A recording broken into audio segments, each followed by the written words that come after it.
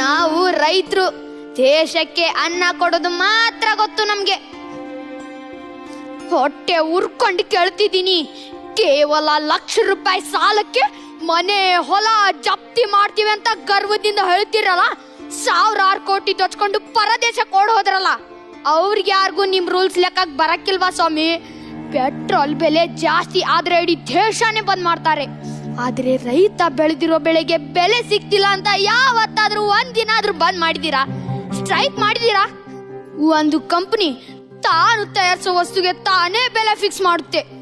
ಆದ್ರೆ ರೈತ ತಾನು ರಕ್ತ ಬಸ್ತು ಬೆಳೆದಿರೋ ಬೆಳೆಗೆ ರೇಟ್ ಫಿಕ್ಸ್ ಮಾಡಕ್ಕಾಗ್ತಿಲ್ವಲ್ಲ, ಯಾಕೆ? ಇಲ್ಲಿ ಕಷ್ಟಪಟ್ಟು ಬೆಳೆ ಬೆಳೆಯೋ ರೈತರಿಗಿಂತ ಮಧ್ಯ ನಿಂತು ವ್ಯಾಪಾರ ಮಾಡೋ ದಳ್ಳಾಳಿನೇ ಜಾಸ್ತಿ ಸಂಪಾದನೆ ಮಾಡ್ತಾನೆ.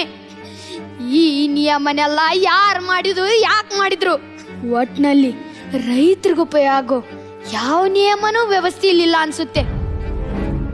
ದೇಶ ನಮ್ ಬಗ್ಗೆ ಯೋಚನೆ ಮಾಡದೆ ಇದ್ರು ದೇಶದ ಹೊಟ್ಟೆ ತುಂಬಿಸ್ತಾ ಇದೀವಿ. ಆದ್ರೆ ನೀವೆಲ್ಲ ಸೇರಿ ನಮ್ಮ ಹೊಟ್ಟೆ ಮೇಲೆ ಹೊಡಿತಿದ್ದೀರಲ್ಲ. ಒಂದು ಸಲ ರೈತ ವ್ಯವಸಾಯನ ಬಿಡೋ ನಿರ್ಧಾರ ಮಾಡಿದ್ರೆ ಈ ದೇಶದ ಪರಿಸ್ಥಿತಿ ಹೇಗಿರುತ್ತೆ ಅಂತ ಯೋಚನೆ ಮಾಡಿದ್ದೀರಾ? ಯೋಚನೆ ಮಾಡಿಲ್ಲಲ್ಲ.